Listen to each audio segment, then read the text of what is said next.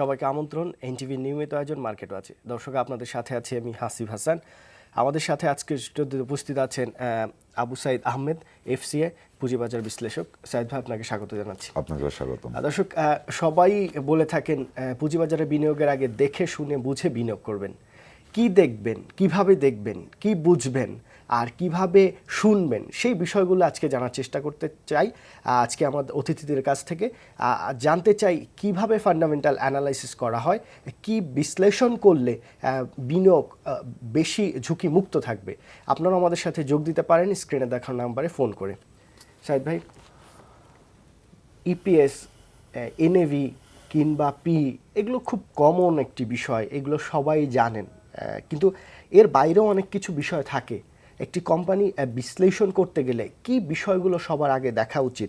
আর অন্য একটি বিষয় আছে, আমাদের বাজারের যে অবস্থা, বিশেষ করে Dhaka stock exchange, Chittagong stock এক্সচেঞ্জের যে শেয়ারগুলো লেনদেন হয়, তার যে ন্যাচার, সেই ন্যাচার অনুযায়ী কিভাবে বিশ্লেষণ করবেন বিনিয়োগকারীরা? ধন্যবাদ আপনাকে। গোড়াতে আপনি একটা কথা বলছিলেন যে আজকে আমাদের অনুষ্ঠানটা একটু শর্ট অনুষ্ঠান হবে। তো যে প্রশ্নটা করছেন, এটা নিয়ে আমরা যদি দিনের পর দিন যদি আলোচনা করি, তারপর শেষ হবে না। কারণ আপনার প্রশ্নটা ছিল ফান্ডামেন্টাল অ্যানালাইসিস নিয়ে। শেয়ার বাজারে আমরা তিন ধরনের কিংবা বহু ধরনের অ্যানালাইসিস করি, মেজরলি তিন ধরনের অ্যানালাইসিসের ভিতরে আসে। একটা হচ্ছে কি ফান্ডামেন্টাল অ্যানালাইসিস, আরেকটা হচ্ছে টেকনিক্যাল অ্যানালাইসিস, তৃতীয়টা হচ্ছে কি মনস্তাত্ত্বিক অ্যানালাইসিস। প্রতিটার সাথেই প্রতিটা আবার ইন্টারলিঙ্ক করা। এর মাঝে বৃহৎ আয়তনের যে দুটো ব্যাপার, সেটা হচ্ছে গিয়ে fundamental analysis, technical analysis. Technical অ্যানালাইসিসটা may or may not be. Technical analysis আপনাকে মাঝে মধ্যে কনফিউজড করতেই পারে। যে আমরা দেখতে পাচ্ছি যে টেকনিক্যাল অ্যানালাইসিসে একটা অবস্থান বিরাজ করতেছে, যেখানে কিনা আমাকে একটা একদম, যদি আমরা ওভাবে যদি বলতে চাই, যে একটা সেল সিগন্যাল দিচ্ছে, আমি সেল করে দিলাম, কিন্তু তারপরে শেয়ারের প্রাইসটা বেড়ে যেতে পারে। ইউজুয়ালি আমি যখন শর্ট টার্ম ইনভেস্টমেন্টে যাব, একদম শর্ট টার্মের ভিতরে থাকবো, তখন টেকনিক্যাল ভালো কাজ করার সম্ভাবনাটা অতিমাত্রায় বেশি। লং টার্ম ইনভেস্টমেন্টের জন্য আমার fundamental analysis is a must. Fundamental অ্যানালাইসিসের ক্ষেত্রে প্রথমবারে আমার যতটুকু মনে হয় যে আমার প্রথমে একটা সাউন্ড নলেজ লাগবে। এখন আমি কিন্তু কোম্পানির ভিতরে, অপারেশনের ভিতরে নাই, তাহলে আমাকে কাগজপত্র দেখে আমাকে বুঝতে হবে কোম্পানির অবস্থানটা কি। মানে সে কাগজপত্র দেখবে কোন বিষয়গুলো? এবার আসতেছি যে আমাদের কোম্পানির অবস্থান যখন আমি দেখতে যাব, একটা কোম্পানি যখন ফান্ডামেন্টাল অ্যানালাইসিস করতে যাব, আমাকে কিন্তু নিউমেরিক জ্ঞানটা কিন্তু সেরকম থাকতে হবে। সংখ্যার খেলা, এটা গেল একটা। শুধু যে সংখ্যার খেলা তা না, এটার সাথে থাকবে হচ্ছে গিয়ে যে গুণবাচক অনেক কিছু বিষয় চলে আসবে। তাহলে সংখ্যা এবং গুণ এবং মনস্তাত্ত্বিক, এই তিনটের যোগফলকে আপনি একটা ফান্ডামেন্টাল অ্যানালাইসিস বলতে পারেন। প্রথম কথা হচ্ছে যে ফান্ডামেন্টাল অ্যানালাইসিস কিন্তু আপনাকে যে হচ্ছে তথ্যের উপরে বেস করে করতে হবে। তথ্যের উপরে বেস করতে গেলেই আপনার প্রিভিয়াস ডেটা লাগবে। আমার প্রিভিয়াস ডেটা আমার সোর্স কি? কারণ আমরা সোর্স নিয়েও একটু চিন্তা ভাবনা করে নিই। আমার সোর্স হবে অ্যানুয়াল রিপোর্ট, এটা ওপেন ফর অল। আপনি যে কোনো একটা কোম্পানি XY লিমিটেডের যদি আপনি ফান্ডামেন্টাল অ্যানালাইসিস করতে চান, ওটার প্রিভিয়াস 5টা অ্যানুয়াল রিপোর্ট বের করাটা তেমন বেশি কষ্টকর কোনো কিছু না। তবে হ্যাঁ, আমাদের কিন্তু ধীরে ধীরে ডেভেলপড হচ্ছে। একটা পর্যায়ে আমরা কিন্তু প্রাইস আর্নিং রেশিওর নামও জানতাম না। আমরা তারপর প্রাইস আর্নিং রেশিও শিখলাম, ইপিএস শিখলাম, এনএভি শিখলাম, নেট অপারেটিং ক্যাশ ফ্লো শিখলাম। এগুলি কি ইমপ্লাই করে, আর সবসময় কি এগুলো একই ইন্ডিকেটর যে, সেটা কিন্তু বলা যাবে না। প্রথম কথা হচ্ছে যে আমরা যখন একটা কোম্পানির জন্য, অবভিয়াসলি আমি এর আগের একটা ডিসকাশনের ভিতরে আপনাদেরকে আমি একবার একটা কথা বলে ফেলছিলাম যে আমরা কেউই কিন্তু ফিনান্সিয়াল স্টেটমেন্টসটাকে অ্যানালাইসিস করি না। এখন ফিনান্সিয়াল স্টেটমেন্টসের যে কম্পোনেন্টগুলো আছে, প্রতিটা কম্পোনেন্টের কিন্তু আলাদা আলাদা একটা অবস্থান আছে। ফিনান্সিয়াল পজিশন কি বলতেছে, যে কোম্পানির অ্যাসেট এবং লায়াবিলিটির অবস্থা কি। এই অ্যাসেট লায়াবিলিটিজ এর জায়গায় আসবো, একটু ফোন নিয়ে নিচ্ছি। শিওর। দর্শক কে আছেন, আপনার নাম বলে প্রশ্ন করুন। জি হ্যালো। জি বলুন, শুনতে পাচ্ছি। জি, আমি চট্টগ্রাম থেকে বলছিলাম। জি, আপনার প্রশ্ন তো করুন। যে আমার প্রশ্ন হলো, আজকে অ্যানালাইসিস নিয়ে কথা হচ্ছে, যে ফান্ডামেন্টাল অ্যানালাইসিস। ওকে, জি তো আমরা যখন একটা কোম্পানি শেয়ার কিনি, তখন আমরা এনপিভি, আইআরআর, তাদের পেব্যাক পিরিয়ড, ঠিক আছে, এবং ইপিএস সবকিছু দেখেই কিন্তু আমরা বিনিয়োগ করছি এখন যারা আছে বর্তমানে। জি এরপরেও কিন্তু দেখা যাচ্ছে যে মানে সাধারণত মানে দামটা কিন্তু ফ্লাকচুয়েট করছে, মানে পড়ছে, দেখছে কোম্পানির অবস্থান ভালো, এরপরেও কিন্তু কেন এভাবে ফ্লাকচুয়েট করছে, আপনি যদি একটু বলেন আর কি। জি ধন্যবাদ। যে আমাদের সাথে আর একজন দর্শক আছেন, আপনার নাম বলে প্রশ্ন করুন। হ্যালো স্যার, আমার নাম হলো মোহাম্মদ আখতারুজ্জামান মিয়া। জি বলুন। আমি 2010 সনে 22 লাখ টাকা জিএমজি এয়ারওয়েজ আমি শেয়ারটা লক কিনছিলাম। স্যার, এই টাকাটা রিলাইজ করতেই পারতেছি না, আর লকও আসতেছে না। আমি এখন কি করি স্যার? আরো অনেক টাকা লস খাইছি। জি ধন্যবাদ। দর্শক আসলে জিএমজি এয়ারলাইন্সের বিষয়টা এটি আসলে আমাদের এক জায়গা থেকে উত্তর দেওয়াটা আসলে কঠিন। এই বিষয়টা আপনারা বিএসসিসির সাথে যোগাযোগ করুন, হয়তো তারা কোনো সমাধান দিতেও পারেন। জি আরেকজন দর্শক আছেন, দর্শক আপনার নাম বলে প্রশ্ন করুন। হ্যাঁ, আসসালামু আলাইকুম। ওয়ালাইকুম আসসালাম। আচ্ছা, সিমেন্ট সেক্টরের দুটো আন্তর্জাতিক মানের কোম্পানি আছে। জি, একটার দাম দেখা লাফার্জ গেল প্রায় সেডেলবার্গ, জি। 500 টাকার মতো, আরেকটা সে 80-82 টাকার মতো করতেছে। এবং ফান্ডামেন্টাল হিসেবে আমরা কোনটাকে বেছে নিতে পারি? না, এটা তো আসলে ডিপেন্ড করে আপনি কোনটাকে প্রায়োরিটি দিবেন। এখন লাফার্জের পেইড আপ 1100 কোটি টাকা, আর হেডেলবার্গের পেইড আপ কত, সেই বিবেচনা করে হয়তো ইপিএস কত, কার কত, পি কার কত, সেই বিবেচনা আপনি করবেন। কিন্তু দুইটার ফান্ডামেন্টাল কি অবস্থা সিমেন্ট খাত সেক্টরে নিয়ে, সেটি আসলে জানবো সাইদ ভাইয়ের কাছ থেকে। সাইদ ভাই যে জায়গায় ছিলেন। আমি তাহলে ওই যে প্রথম যিনি প্রশ্নটা করছেন জি। ওটার একটু আনসারটাকে আমি আমার মতো করে দিচ্ছি। এটা যে একদম পরিপূর্ণভাবে এটাই যে কারেক্ট আনসার সেটা বলা যাবে না। যে আমি যদি এনএভি, প্রাইস আর্নিং, আদার সকল কিছু দেখে, কোম্পানির ফান্ডামেন্টাল দেখে যদি আমি বিনিয়োগ করি, এখানেই কিন্তু আমার দায়িত্ব শেষ না। এটার সাথে আরেকটা জিনিস যুক্ত করে দিতে হবে, যেটা ফান্ডামেন্টাল অ্যানালাইসিস না, সেটার নাম হচ্ছে কি ধৈর্য। কারণ আমি প্রপারলি ফান্ডামেন্টাল অ্যানালাইসিস করে শেয়ারটা কিনে থাকি, আমি কোনো শেয়ারের নাম বলবো না, 2010-এর এত বড় ধসের পরেও কিন্তু অনেক শেয়ার আছে যেটা কিনা 2010 থেকে 2016 পর্যন্ত প্রায় 100% গেইন দিয়েছে 6 বছরে। তাহলে আমাদের কিন্তু ফান্ডামেন্টাল অ্যানালাইসিসের সাথে আরেকটা জিনিসকে যোগ করে দিতে হবে, যে আমি ধৈর্য ধরে অপেক্ষাটা করতে পারতেছি কিনা। কারণ অপেক্ষা যখন করতে পারবো, একটা শেয়ার যখন আমি ফান্ডামেন্টালি অ্যানালাইসিস করে যখন আমি একটা শেয়ার কিনবো, ওটার সাথে আমাকে আরেকটা জিনিস যোগ করে দিতে হবে। আমরা অ্যাসেট লায়াবিলিটিতে ছিলাম, এটার সাথে আরেকটা, তো ওটার বাইরেও আরেকটা ব্যাপার যেটা, যে আমাকে আরেকটা জিনিস যোগ করে দিতে হবে। সেটা হচ্ছে গিয়ে, আমি যখন শেয়ারটা কিনতেছি তখন আমি আমার একটা সেলস টার্গেট ধরে নেব। আমি একটা শেয়ার 2 টাকায় কিনতেছি, আমি কিন্তু তখনই টার্গেট নিয়ে নেব যে এটাই যদি আমাকে 60% যদি প্রফিট দেয়, দ্যাট ইজ এটার ভিতরে আমি 3 টাকা 20 পয়সায় আমার প্রাইসটা উঠে, আমি তাহলে শেয়ারটা সেল করে দেবো। কিন্তু সাইদ ভাই, আপনি যেটা বললেন 2010-এ যারা অনেক শেয়ার কিনেছিল অনেক ফান্ডামেন্টাল অ্যানালাইসিস করে, তারা 100%, 500% প্রফিটও আছে, এমন শেয়ারও খুঁজে পাওয়া যাবে। কিন্তু সমস্যাটা হয়েছে যে 2010-এ ধরেন আপনি যে শেয়ারগুলোর কথা বলছেন, আমরা যেগুলো জানি মাল্টিন্যাশনাল, এবং এর সাথে স্কয়ার ফার্মা কিংবা অলিম্পিক, আরও দু একটা কোম্পানি, এগুলোর যে প্রাইস আর্নিং রেশিও ছিল, ব্যাংকের বা আপনি যদি নন ব্যাংক ফাইন্যান্সিয়াল ইনস্টিটিউশন অথবা ইন্স্যুরেন্সের দেখেন, অনেক কোম্পানির কিন্তু আপনার পি কাছাকাছি ছিল। তো একজন বিনিয়োগকারী কিনেছেন স্কয়ার ফার্মা, আর ধরেন আমার মতো আরেকজন বিনিয়োগকারী কিনেছেন ব্যাংকের শেয়ার, আপনার মতো আরেকজন কিনেছেন লিজিংয়ের শেয়ার। কিন্তু ওই যারা লিজিং আর ব্যাংক কিনেছে তারা কিন্তু ক্ষতিগ্রস্ত, যারা স্কয়ার ফার্মা কিনেছে তারা কিন্তু মুনাফায় আছে।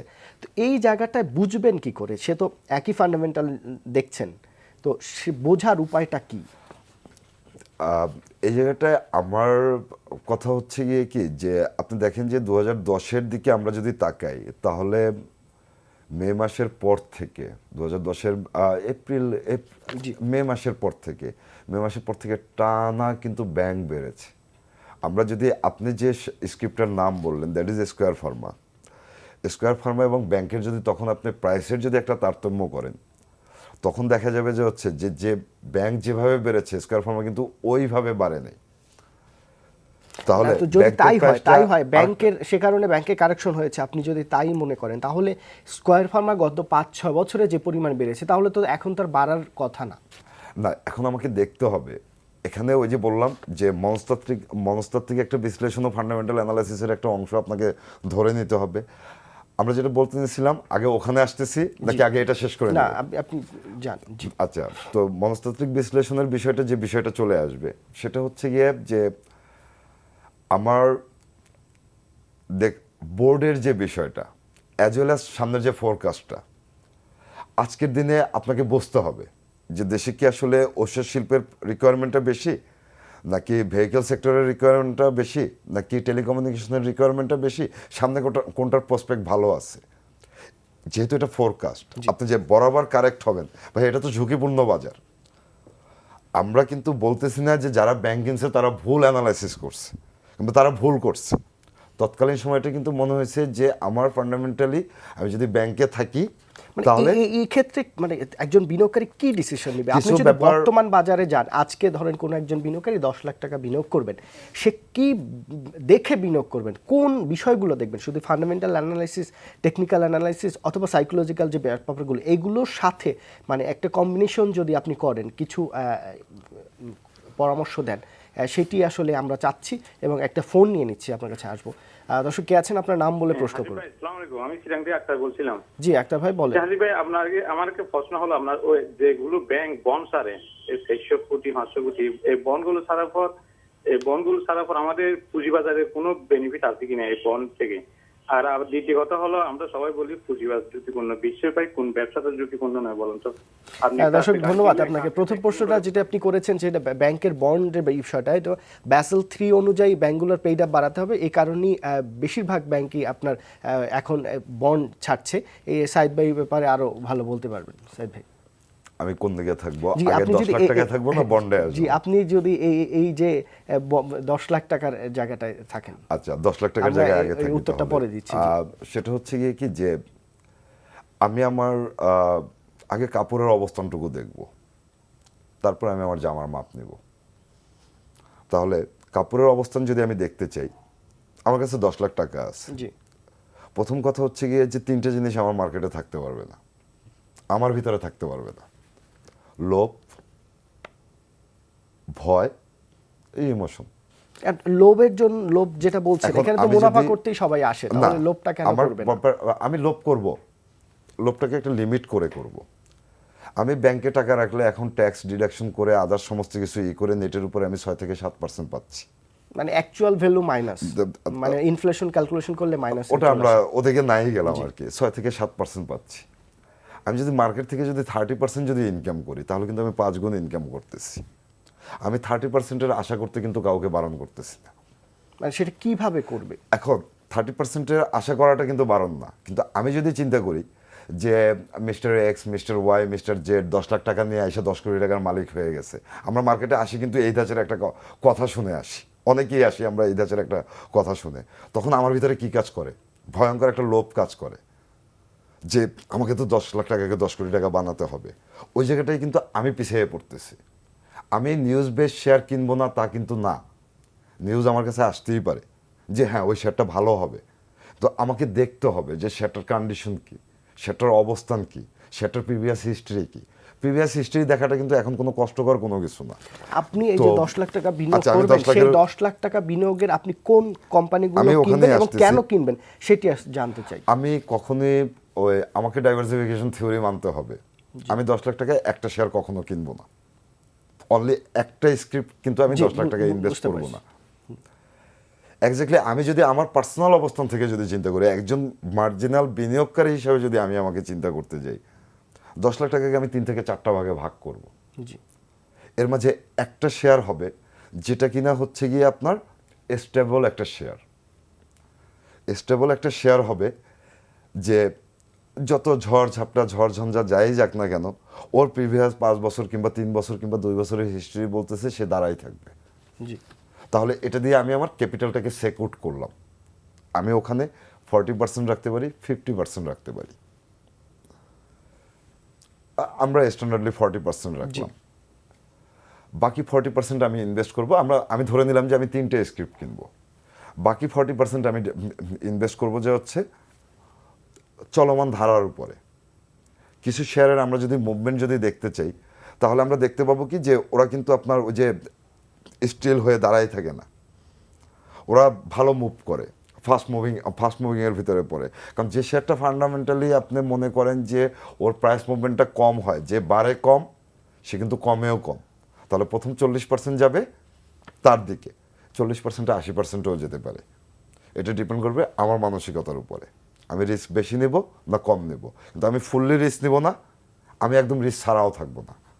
আর বাকি 20% যেটাকে আমরা জাং শেয়ার বলি, জাং শেয়ারও কিন্তু জাং থাকবে না। কিছু জাং শেয়ারের দেখা যাবে যে হচ্ছে একটা পার্সপেক্টিভ লক্ষ্য করা যাবে, এই জায়গাটা আসবে ফান্ডামেন্টাল অ্যানালাইসিস। আমি আবার আগের জায়গাতে চলে যাই। এখন এখানে ফান্ডামেন্টাল অ্যানালাইসিস এটা শেষ করে দিচ্ছি। জাং শেয়ার নিয়ে, যে জাং শেয়ার বলতে আমরা কাদেরকে বলতেছি?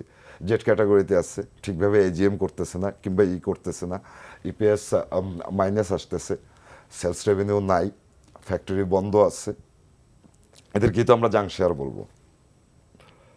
একটা কোম্পানির ইপিএস মাইনাস, আমি দেখলাম যে ইপিএস যখন মাইনাস ছিল তার রেভিনিউ ছিল 10 কোটি টাকা কিংবা 1 কোটি টাকা। আমি পরপর 3টা কোয়ার্টারে কিংবা 4টা কোয়ার্টারে দেখলাম কি তার রেভিনিউটা বাড়া শুরু করছে। যখনই রেভিনিউ ইনক্রিজ করা শুরু করবে, আপনি কি ধরে নিতে পারেন? তার প্রোডাকশন বাড়তেছে, তার অবস্থান ভালো হচ্ছে। এখন আমাদের সমস্যা কোথায়, যে আমরা কিন্তু এই যে রেভিনিউ বাড়তেছে ওইটা দেখার সময়টুকু আমরা পাই না। জাস্ট ইপিএস যেটা দেয় সেটা দেখে ইপিএসটুকু দেখে আমরা, এবং আরেকটা ব্যাপার হচ্ছে কি যে আমাকে কাউকে আমরা কিন্তু ঘুমাই থাকি, কেউ একজন আমাদেরকে জাগায় দেয়, এই ইপিএস কিন্তু ভালো আসছে, তারপর আমরা কি করতেছি, তারপর আমরা না যাচ্ছি। সাহেব ভাই, আমরা শেষের দিকে যদি এই বিষয়টা বুঝলাম, এখন আপনি যে বলেন জাং শেয়ার বা যেগুলো জেড ক্যাটাগরিতে আছে, আপনি যদি সিরামিক সেক্টরে যান, আপনি যদি শাহিনপুকুর সিরামিক্স এবং যদি ফুয়াং সিরামিক্সের প্রাইস দেখেন, ফুয়াং সিরামিক্সের প্রাইস 20 টাকার উপরে আর শাহিনপুকুর দাম 11 টাকা। এখন এই ক্ষেত্রে বিনিয়োগকারীরা যদি আরও পারিপার্শ্বিক অবস্থা খোঁজ নেন, তার মার্কেট শেয়ার কতটুকু, সে মার্কেটে তার কি অবস্থা, তাহলে কিভাবে এই দুটো শেয়ারের প্রাইস এটা জাস্টিফাই? একদম স্ক্রিপ্ট ধরে প্রাইস নিয়ে আলোচনা করাটা টাফ, মানে এটা আলোচনার সুবিধার্থে আমি না। বলছি। তবে আমার কথা হচ্ছে গিয়ে যে যেখানে আমি কনফিউজড হব আমি সেক্টরেই থাকবো না, প্রথম কথা। আর আরেকটা ব্যাপার হচ্ছে গিয়ে কি যে ফুয়াং সিরামিকের ম্যানেজমেন্ট অ্যানালাইসিস একটা ব্যাপার আছে, ফুয়াং সিরামিকের বোর্ড অফ ডিরেক্টরসে কারা আছে, ফুয়াং সিরামিক্সের, কারণ যখনই আপনার অ্যানুয়াল রিপোর্টটা যখন করা হচ্ছে বোর্ড অফ ডিরেক্টরসের কিন্তু একটা ডিটেলস দেয়া থাকে, একটা ডিরেক্টরস রিপোর্ট থাকে। আমি নিজেকেই বলবো যে আমি দেখা যায় যে হচ্ছে যে সর্বোচ্চ গেলে 15টা কোম্পানির হয়তো বা ডিরেক্টরস রিপোর্টটা আমি পড়তেছি, 15টা কোম্পানির আমি ডিরেক্টরস রিপোর্ট পড়তেছি, স্ক্রিপ্টের সংখ্যা প্রায় 330টা, কিংবা আমি হয়তো বা 50টার পড়তেছি। তাহলে আমাকে কিন্তু যখন আপনি ডিরেক্টরস রিপোর্টটা যখন পড়তে যাবেন, তখন কিন্তু ওখান থেকে কিন্তু তাদের এফিসিয়েন্সির উপরে বের হয়ে আসবে। প্রতি বছর একই কথা বলতেছে। আপনি আমরা একদম শেষ পর্যায়ে যে আপনি ডিরেক্টরস রিপোর্ট পড়তে বলেন, এখন 7 জন বা 10 জন ডিরেক্টর আছেন, সবাইকে কি চেনা সম্ভব? আমরা বড় বড় ব্যবসায়ী কয়েকজনের নাম সবাই জানি, কিন্তু এর বাইরে যারা কখনো মিডিয়ার সামনে আসেন না বা তাদের এইভাবে ফোকাস না, তাদের কিভাবে জানবো সে কী রকম ব্যবসায়ী, তার মন মানসিকতা কীরকম? এটা তো বিনিয়োগকারী জানার পক্ষে সম্ভব না। একদম শেষ পর্যায়ে 30 সেকেন্ড। ওকে, আমাদেরকে পড়তে হবে, পত্রিকা পড়তে হবে। যখন যার যে অবস্থানটুকু, 325টার মতো কোম্পানি, 330টার মতো কোম্পানি, 330টা কোম্পানিকে আপনার অ্যানালাইসিস, আপনার 330টা আইটেমের দরকার নেই, আপনি 20টা আইটেম নিয়ে থাকবেন। আমি বললাম কি আমি 15টা ডিরেক্টরস রিপোর্ট পড়ছি, তাহলে আমাকে যে হচ্ছে প্রথমবারই আমাকে ছেটে দিতে হবে, জি জি, আমাকে সংখ্যা কমাই নিয়ে আসতে হবে। যদিও পুরোটাই এলোমেলো হলো, সময় বেশি থাকলে হয়তো আরেকটু করে গুছিয়ে বলা যেত। সাইদ ভাই, এখানে শেষ করতে হচ্ছে। ধন্যবাদ। আমরা আশা করছি এই আলোচনা আমরা সামনের দিকে এগিয়ে নিব। দর্শক, এখানে শেষ করছি। আগামীকালকে দেখা হবে, অনুষ্ঠান দেখার আমন্ত্রণ রইল। সবাই ভালো থাকবেন। আল্লাহ হাফেজ।